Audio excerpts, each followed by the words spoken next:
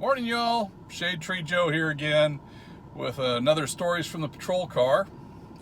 This goes back to 1988, Yuma, Arizona, down at the Marine Corps Air Station. I almost got deported. I was watching this morning's video from Straight Six Fan, his new project vehicle, his $4,000 budget build, took me straight back to Yuma. The car he picked up, it's the spitting image of the one that started this ball rolling today. So 1988, I'm at WTI, Weapons Training Instruction, Marine Corps Air Station, Yuma, Arizona, down from Marine Corps Air Station El Toro. Good friend of mine from A School, Jeff, was with VMA 214, the old Black Sheep Squadron.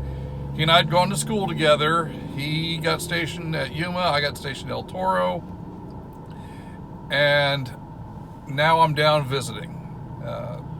They had gone ahead and put my squadron up at the Asbestos Arms, also known as the Transient Barracks. It's transient for a reason. So, once we get down there, we'd rid the bus down. Once we get down there, Jeff and I cross paths. He says, "Hey, yeah, I'm single again. I'm living out in town off base. I got a house. Why don't you go ahead and hang out the bachelor pad with me? And you know what? We'll run back up to El Toro. You can pick up your truck or your motorcycle, come on down, and we'll go ride motorcycles on the sand dunes, and we can go hang out with the truck and whatnot." "Sure, Jeff, great, wonderful, let's do that. No problem at all." And so we go ahead, we do this. I go ahead and pick up the truck, the motorcycle, head back down to Jeff's place, and bachelor heaven. I mean, I'm living on Jeff's couch. We go ahead and share food. I don't have to worry about going to the barracks. I don't have to worry about eating in the mess hall. None of it. This is great. The rest of the guys in the squadron, they're living the barracks dream. So I'm in hog heaven. I love this. Well, one Friday afternoon, things took a turn for the worst. It's Friday. I figured, heck yeah, go down to the ATM, pull some cash, and, it'll be a good weekend. We're not flying this weekend, so basically I've got the weekend off. I go ahead and put my card in the ATM machine, pull my cash. It eats my card. I'm screwed. At least screwed for the weekend. So, I've got a little bit of cash. I went ahead and, I'm perturbed. I'm really perturbed because it's Friday afternoon. There's nobody at the bank. I can't get my card back until Monday when the bank opens up. If I can catch a break to get off base to go take care of my personal business out in town. And so I get a 6-pack of Jarhead juice and go back to Jeff's house and start telling him what's going on. He's like, "Dude, grab that 6-pack, grab the truck, we'll head down to the river. We'll go commiserate down there." Beautiful. And so we go ahead, jump in the power wagon, head down to the river. The Colorado River divides Arizona from California and Arizona from Mexico. And so we're down there, and we've got our 6-pack, so 3 beers between us.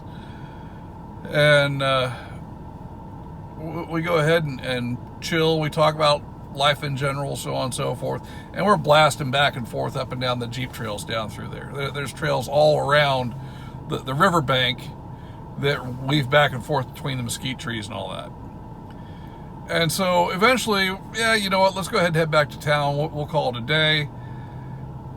And we get up on the canal road. The canal road, there's a canal that runs parallel to the river that they use to go ahead and irrigate the farm fields down there.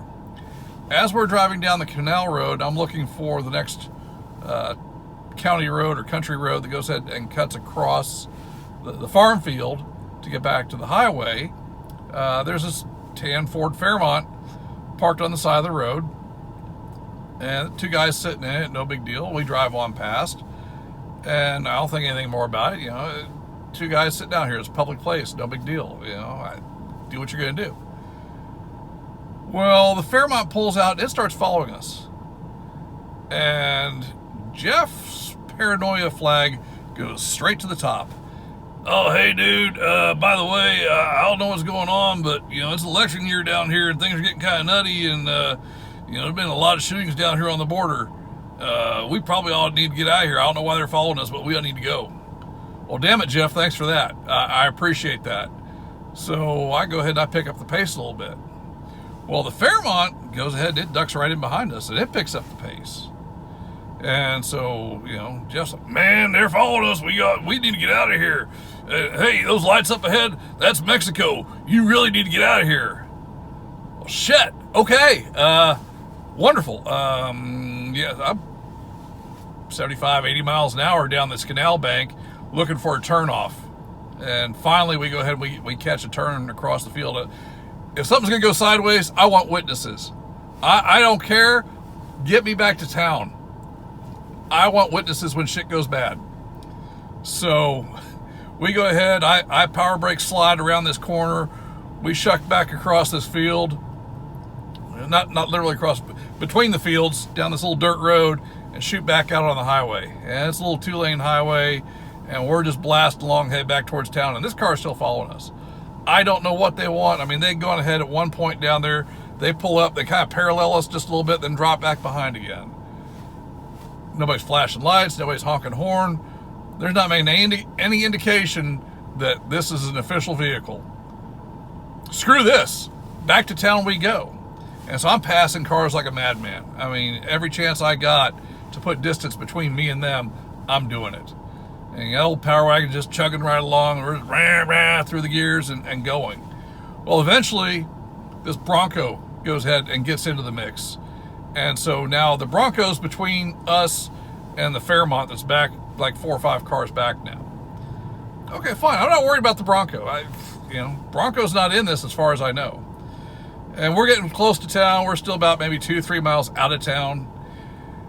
And the red lights come on. Oh, okay, great, cool, wonderful. So we pull over. I'm not worried about it. I'm not doing anything wrong. Yeah, I had a couple cans of Jarhead juice, but I'm not intoxicated. I'm not buzzed. I am straight and narrow. So we go ahead, we pull over, and come to find out, well, the Bronco is Border Patrol. Well, then the Fairmont pulls up. The Fairmont's Border Patrol. And they start reading us the riot act. Who are you? What are you doing? Where are you coming from? Where were you going? Did you talk to anybody? Did you see anybody? Did you pick anything up? The whole 9 yards. Can we search your vehicle? I've got no issue at this point. Everything's good. We go ahead and, look, yeah, we're stationed down here at the Marine Corps. Are you U.S. citizens? You've got my military ID card. This dude right here, this Opie Taylor motherfucking dude right here, I mean, we're talking big red-headed West Texas, born in El Paso on the north side of the border. Hey, stud. He's not Mexican, okay? You've got his military ID card. Seriously? We're going to go this route? Well, can we search your vehicle? Sure. Don't mind the 6 Mexicans I got hid underneath the driver's seat. Don't mind the 3 more wrapped around the engine underneath the hood. I mean, come on, guys. Seriously. And so we go this game. Well, why were you running? Why were you following us? Okay? Normally, I don't get crossways with law enforcement. Border Patrol, they've got a job to do just like I've got a job to do. Okay? I don't try and argue my case on the side of the road, and I wouldn't expect anybody else to either. And it happens, and it always goes bad. When I was a young man, I got stopped many, many times. And I got many, many verbal warnings because I didn't argue. I was polite, yes sir, no sir. You're absolutely right. I didn't argue, even if I thought it was bullshit. And 9 times out of 10, no, actually 11 times out of 10, it wasn't, because I was screwing up. But in this particular case, the guy's just being a jackwagon. And I was like, look, your guys back there in the tan car made no indication that they were attempting to contact us. They're not flashing their lights. They're not honking their horn. They're not waving at us. They made 0 indication that they wanted to speak with us. He's telling me this is an election year. Things are going south down here. People are getting shot. I'm not from this area. I'm here deployed. Okay? So I'm based my information, my actions off of his information because he is based down here. So, you know, when you guys don't go ahead and indicate that you want me to pull over, I don't pull over. Okay? There's no speed limit on the canal road. There's no speed limit on the farm field road. Okay, once I get out here on the highway, okay, yeah, I was running a little bit faster than traffic, but, you know, okay, so I'm 65 and a 50. Can you write me a ticket for it? If not, let's go ahead and continue with this. Well, you know, blah, blah, blah. I said, look, when your red lights came on, I pulled over, did I not? Well, yes, sir. Okay, so there we are. And so this contact went on for a while, and it wasn't until later on that I realized that, you know, my twisted sense of humor being what it is, may have gone ahead and steered that contact just a little bit further down the road. I had a bumper sticker on the left rear corner of my truck, where they're pulled up to take a closer look, that said, smuggling, it's not just a job, it's an adventure. I'm not necessarily saying that was why we were targeted, but might have been why we were targeted.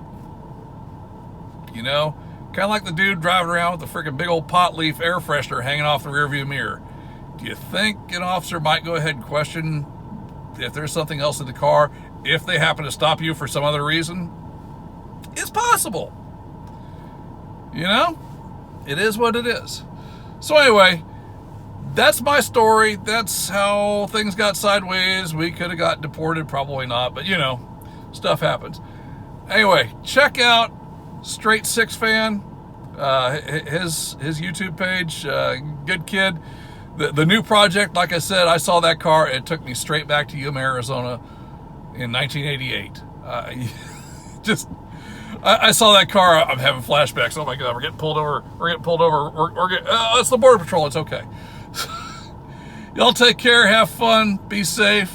Be good to each other. We'll see you next time. It's Joe.